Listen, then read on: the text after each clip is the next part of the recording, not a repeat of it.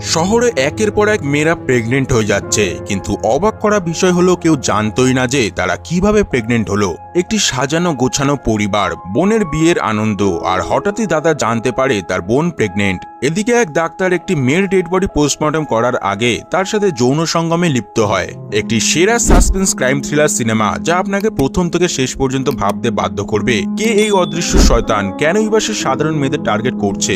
আজকে আমরা এক্সপ্লেন করব 2020 সালে মুক্তি পাওয়া one of the best Telugu crime thriller cinema Ashwatthama. তাহলে শুরু করা যাক আজকের ভিডিও। গল্পের শুরুতেই আমরা কিছু মাছুয়ারাদের দেখতে পাই। তারা মাছ ধরার পাশাপাশি বিভিন্ন অপরাধের সাথেও জড়িত ছিল। এদিন তাদের কাছে একটি বুড়ো লোক আসে। তিনি একটি মেয়ের ছবি ও কিছু টাকা গুন্ডাগুলোকে দেয়। গুন্ডাগুলো জানায় কাজ হয়ে যাবে। পরদিন সেই মেয়েটি কলেজ থেকে বাড়ি ফিরছিল, কিন্তু সেই সময় মেয়েটির সাথে তার বান্ধবীও ছিল, তাই গুন্ডাগুলো এদিন কিছুই করেনি। কিন্তু পরদিন মেয়েটি এবার একা বাড়ি ফিরছিল। গুন্ডারাও আগে থেকেই ফাঁদ পেতে সেই রাস্তাতেই ককব্যাট খেলার ভান করছিল। তারা ইচ্ছাকৃত ককটি মেয়েটির গায়ে মারে এবং মেয়েটিকে ককটা দিতে বলে। ককটা ধরতেই মেয়েটির হাতে যেন একটা সুই ফুটে রক্ত বেরিয়ে যায়। আসলে এই ককটার মধ্যে এক ধরনের বেহুশের জিনিস ফিট করা ছিল, তাই মেয়েটির এক বিন্দু রক্তে ককটি পুরো নীল হয়ে যায়। আর কিছুটা দূর যেতেই মেয়েটিও অজ্ঞান হয়ে পড়ে যায়। গুন্ডারা তাড়াতাড়ি তাদের অ্যাম্বুলেন্স এনে মেয়েটিকে তুলে নিয়ে চলে যায়। পরের সিনে সিনেমার হিরো গানাকে দেখানো হয়। সে বিদেশে থাকতো, কিন্তু তার বোন প্রিয়ার বিয়ের জন্য আজ সে দেশে ফিরে এসেছে। আজ প্রিয়ার এঙ্গেজমেন্ট। দুই পরিবার এই বিয়েতে খুবই খুশি ছিল। প্রিয়া তার দাদা গানার উপর একটু রেগে ছিল, কারণ সে তার দাদাকে 1 মাস আগে আসতে বলেছিল, কিন্তু গানা এঙ্গেজমেন্টের ঠিক 10 মিনিট আগে এসে পৌঁছেছে। গানা প্রিয়াকে একটি দামি ঘড়ি গিফট করতেই প্রিয়ার রাগ পুরোপুরি তখনই কমে যায়। আসলে একই ঘড়ি প্রিয়া কিছু মাস আগেই হারিয়ে ফেলেছে। এবার কিভাবে হারিয়ে ফেলেছে সেটা সে নিজেও জানে না, কিন্তু আপনারা নিশ্চয়ই গেস করতে পারছেন। পরের সিনে আমরা গানার জিএফ নেহাকে দেখি। সেও গানার উপর রেগেছিল, কারণ বিদেশে থাকাকালীন গানা সেরকম ভাবে নেহার সাথে যোগাযোগ করতে পারেনি। কিন্তু কিছুক্ষণের মধ্যে গানা নেহারও রাগ ভাঙিয়ে দেয়। রাতে গানা তার রুমে ঘুমানোর সময় তাদের বাড়ির কুকুর হ্যাপি জোরে জোরে ঘেউ ঘেউ করতে শুরু করেছিল। গানা তাকে থামাতে গেলে দেখে প্রিয়া মানসিকভাবে ভেঙে পড়ে এক চরম সিদ্ধান্ত নিতে চলেছিল, যা দুটো পরিবারকে নিমেষেই স্তব্ধ করে দিত। গানা ঠিক সময়ে চলে আসায় বড় কোনো বিপদ ঘটেনি। প্রিয়া তার দাদাকে জানায় সে প্রেগনেন্ট, আর সে জানে না এটা কিভাবে হলো। গানা প্রিয়াকে অনেকক্ষণ ভালোভাবে জিজ্ঞাসা করে ছেলেটির নাম কি, সে কি প্রিয়ার কোনো কলেজ ফ্রেন্ড নাকি পাড়ার কোনো কেউ, কিন্তু প্রিয়ার উত্তর একই ছিল, সে কিছুই জানে না।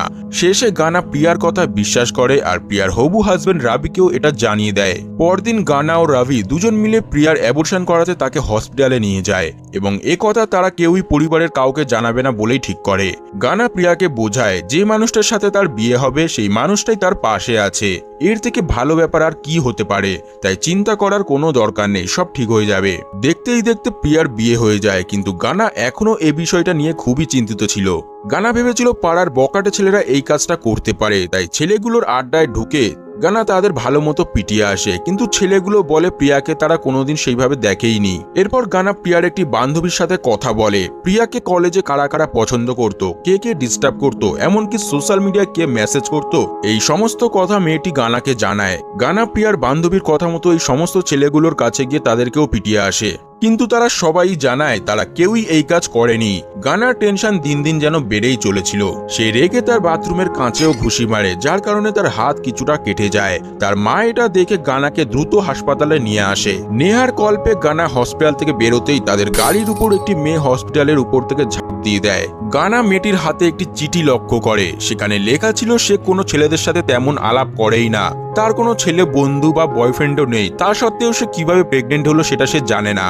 এটা দেখে গানা বুঝতে পারে তার বোন প্রিয়া তাহলে সত্যিই বলছিল। গানার মা মেয়েটিকে এই অবস্থায় দেখে প্রচন্ড ঘাবড়ে যায়, কারণ কিছুক্ষণ আগেই সে মেয়েটিকে হাসপাতালে জীবিত অবস্থায় দেখেছিল। গানা মেয়েটিকে দেখে তার বোনের ব্যাপারে ভেবে আরো চিন্তিত হয়ে যায়। গানা সমস্ত ছেলেদেরকে মারধর করার জন্য রাতে তাকে পুলিশ স্টেশনে যেতে হয়, কিন্তু গানার বাবার হাত থাকার কারণে তার উপর কোনো কেস হয়নি। সেই সময় একজন বাবা মা তাদের মেয়েকে খুঁজে না পাওয়ায় রিপোর্ট করতে পুলিশ স্টেশনে আসে। গানা সেখানে আরো অনেক এমন কেসের ফাইল দেখে সেগুলোর ফটো তুলে নেয়। এরপর গানা সমস্ত ফটো তুলে আনা নাম্বারে ফোন করে। গানা মেয়েগুলোর থেকে জানতে পারে তাদের সবাই রাস্তায় হঠাৎই মাথা ঘুরে পড়ে গেছিল। তারপর চোখ খুলতেই তারা হসপিটালে ভর্তি ছিল দেখে। এর মাঝে কি হয়েছিল সেটা তারা কিছুই জানতো না। গানা সেই হসপিটালগুলোতে খোঁজ নিলে জানতে পারে এরকম পেশেন্ট প্রায়ই তাদের হসপিটালে ভর্তি হয়, আর প্রতিবারই একটি অ্যাম্বুলেন্স মেয়েগুলোকে নিয়ে আসে।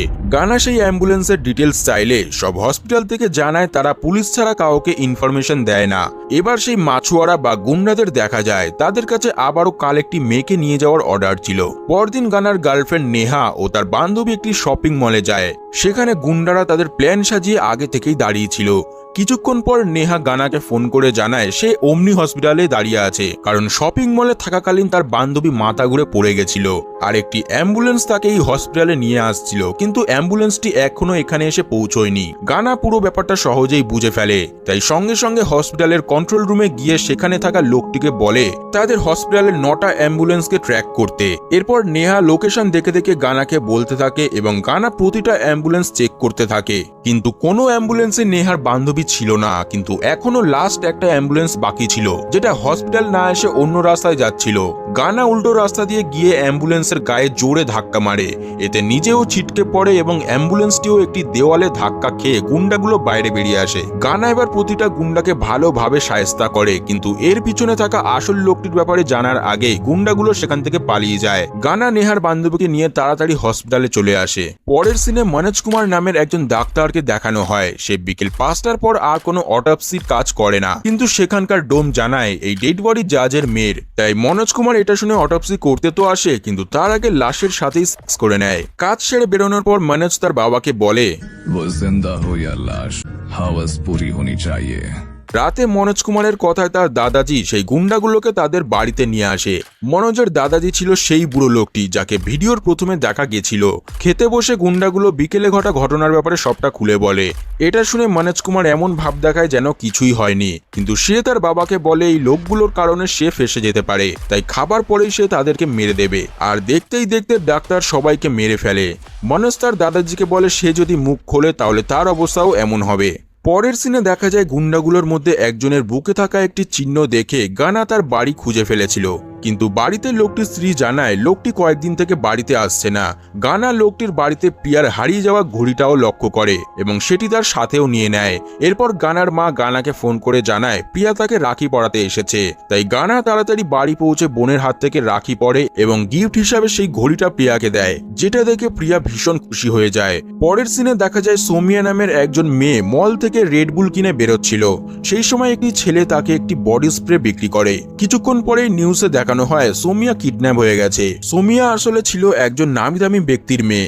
গানা মেয়েটির ব্যাপারে জানতে তাদের বাড়ির সামনে যায়, কিন্তু বাড়িতে ঢুকলে পুলিশরা তাকেই সন্দেহ করতে পারে। গানা তাই নেহাকে সোমিয়ার বান্ধবী সাজিয়ে তাদের ঘরে ঢোকায়। নেহা সোমিয়ার রুমে গিয়ে তার ল্যাপটপ থেকে সমস্ত ইনফরমেশন গানাকে ফরওয়ার্ড করে।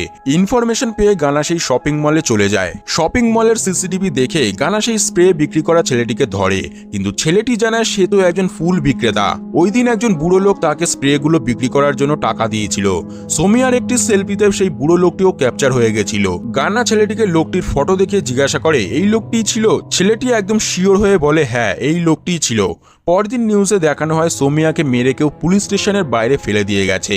আসলে সোমিয়াকে কিডন্যাপ করার পর মনোজ কুমার তাকে ভোগ করেছিল, কিন্তু মেয়েটিকে আবার ছেড়ে আসার আগেই তার জ্ঞান ফিরে যায়, যার কারণে মনোজ কুমার ফেসে যাওয়ার ভয়ে সোমিয়াকে মেরে পুলিশ স্টেশনের বাইরে ফেলে এসেছিল। কিছুক্ষণ পর মনোজ কুমারের বাড়িতে পুলিশ আসে। তারা জানায় সোমিয়ার বডি তাকে অটোপসি করতে হবে, কারণ এই শহরে মনোজ কুমারই একমাত্র ব্যক্তি ছিল যিনি অটোপসিতে বেস্ট ডাক্তার ছিল। তাই শহরের যে কোনো ব্যক্তির অটোপসির দায়িত্বই মনোজ কুমারকে দেওয়া হতো, আর এই কারণেই হয়তো সে এতদিন পুলিশের চোখে ধরাই পড়েনি। মনোজ কুমার সোমিয়ার অটোপসি করার পর মিডিয়াকেও ভালো সেজে বলে সে এমন মৃত্যু আগে কখনো দেখেনি। সেই শয়তান যেন খুব তাড়াতাড়ি ধরা পড়ে। তার এই একটি ইন্টারভিউতে বলা কথার কারণে সে যেন নিজেই নিজের কবর খুলে নেয়।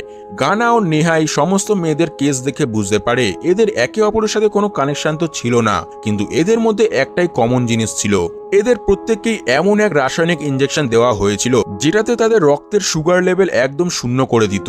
এর ফলে তারা অজ্ঞান হয়ে যেত এবং তাদের মস্তিষ্ক কাজ করা বন্ধ করে দিত, যাকে ডাক্তারি ভাষায় হাইপোগ্লাইসেমিয়া বলে। পরদিন আরো একটি মেয়ে শপিং মল থেকে কিডন্যাপ হয়ে যায়। গানা মলের সিসিটিভিতে আবারও সেই বুড়ো লোক অর্থাৎ মনোজ কুমারের দাদাজিকে দেখতে পায়। পার্কিং স্লটে বুড়ো লোকটির গাড়িতে লেখা ছিল শিবা শক্তি ট্রাভেলস। এই শিবা শক্তি ট্রাভেলস ছিল মনোজ কুমারের বাড়ির ঠিক পিছনেই। গানা খুঁজতে খুঁজতে ভুলবশত মনোজ কুমার কুমারের বাড়িতে চলে যায়। গানা যেহেতু ইন্টারভিউতে মনোজ কুমারকে আগে দেখেছিল এবং মনোজ কুমার যেহেতু একজন ডাক্তার ছিল, তাই গানা মনোজ কুমারকে হাইপোগ্লাইসেমিয়ার ব্যাপারে জিজ্ঞাসা করে। এটা শুনতেই মনোজ কুমারের গানার উপর সন্দেহ হয়। মনোজ গানাকে বলে ভিতরে আসতে, তারা কফি খেতে খেতে এ ব্যাপারে ডিসকাস করবে। মনোজ কুমার এবার কফি আনতে ভিতরে আসে আর তার বাবাকে বলে मरने के लिए खुद ही आया है। অন্যদিকে গানার প্ল্যান অনুযায়ী নেহা সেই বুড়ো লোকটির এক কপি ফটো নিয়ে পুলিশ স্টেশনে গিয়ে জানায় তার দাদুকে অনেকদিন সে খুঁজে পাচ্ছে না। আসলে গানা বুড়ো লোকটিকে অনেক খোঁজার পর না পেয়ে শেষে এই প্ল্যান খাটিয়েছে। রিপোর্ট লিখে বাইরে বেরোতে সেই বুড়ো লোকটি নেহার চোখের সামনে পুলিশ স্টেশনের বাইরে আরো একটি লাশ ফেলে চলে যায়। নেহা এটা গানাকে জানাতেই গানা নেহাকে বলে লোকটিকে ফলো করতে। গানাও কফি না খেয়ে সেখান থেকে বেরিয়ে পড়ে। তাই গানা যেন সেই যাত্রায় মনোজ কুমারের হাত থেকে বেঁচে গেল। এদিকে মনোজ কুমারের দাদাজি অর্থাৎ সেই বুড়ো লোকটি মনোজকে ফোন করে জানায় কেউ তাকে ফলো করছে। তাই মনোজ কুমার তার দাদাজিকে রাস্তা বলতে বলতে একটি পোর্টের সামনে নিয়ে যায়। গানাও সেই পোর্টের কাছে চলে আসে, কিন্তু বুড়ো লোকটিকে ধরার আগেই মনোজ প্ল্যান করে তার দাদাজিকে মেরে দেয়। আসলে মনোজ ফাঁসবে না বলে সে যে কাউকে মেরে ফেলতে পারে, সেটা কোনো পরের লোক হোক বা নিজের। গানা সেখান থেকে যাওয়ার আগে সেখানে একটি কার্ড পড়ে থাকতে দেখে, যেটাতে গাড়ির নাম্বার ও গ্যারেজের নাম লেখা ছিল। গানা সেই গ্যারেজে গেলে জানতে পারে এটি মনোজ কুমারের গাড়ির নাম্বার। তাই গানা লুকিয়ে লুকিয়ে মনোজের বাড়িতে ঢুকে পড়ে এবং ভিতরে একটি সিক্রেট রুম দেখতে পায়, যেখানে আগে থেকেই অনেক মানুষকে কেমিক্যালে ডুবিয়ে বন্ধ করে রেখেছিল মনোজ। এমনকি এই লোকগুলোর মধ্যে মনোজের বাবাও ছিল। কিন্তু এটা কিভাবে সম্ভব? মনোজের বাবা তো এখনো জীবিত অবস্থায় মনোজের সাথেই দেখা যায়।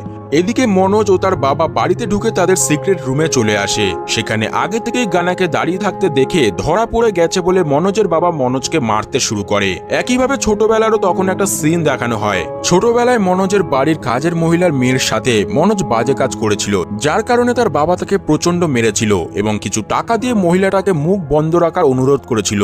মনোজের বাবা তাকে একটা কথা শিখিয়েছিল, কেউ যতই মহান ব্যক্তি হোক না কেন সে ততক্ষণ মহান থাকে যতক্ষণ না তার অপরাধ কেউ জানতে পারে। তাই মনোজও তার অপরাধ কাউকে জানতে দেবে না বলে মহিলাও তার মেয়েটিকে মেরে ফেলে। এমনকি তখন তার বাবাকেও মেরে ফেলেছিল সে। তারপর থেকে সে যেন এক ধরনের সাইকো হয়ে গেছিল। সে তার দাদাজিকেও হুমকি দিয়ে মুখ বন্ধ করে রাখতে বলেছিল। তাই বড়বেলায় মনোজের বাবা যে তার পাশে থাকতে দেখা যায়, এটা শুধুমাত্র মনোজের হ্যালুজিনেশন ছিল। গানা এবার মনোজের এমন পাগলামি দেখে তাকে মারতে শুরু করে। মনোজও গানাকে মারতে থাকে। এক পর্যায়ে তাদের মধ্যে প্রচন্ড মারপিট শুরু হয়, কিন্তু অবশেষে গানা মনোজ কুমারকে পুরোপুরি মেরে ফেলে। তখনই গানার ফোনে তার বাবার ফোন আসে। গানার বাবা জানায় তাদের বাড়িতে একজন জিনিস ভাঙচুর করছে। গানা ভাবে মনোজ কুমার তো মারা গেল, তাহলে আর কে আছে? সে তাড়াতাড়ি বাড়ি গেলে জানতে পারে তার ভাগনা ঘরের জিনিসগুলো ভাঙচুর করছে, অর্থাৎ সে মামা হতে চলেছে। এই খবরে দুটো পরিবার আবারও আনন্দে মেতে ওঠে আর মুভি এখানেই শেষ হয়।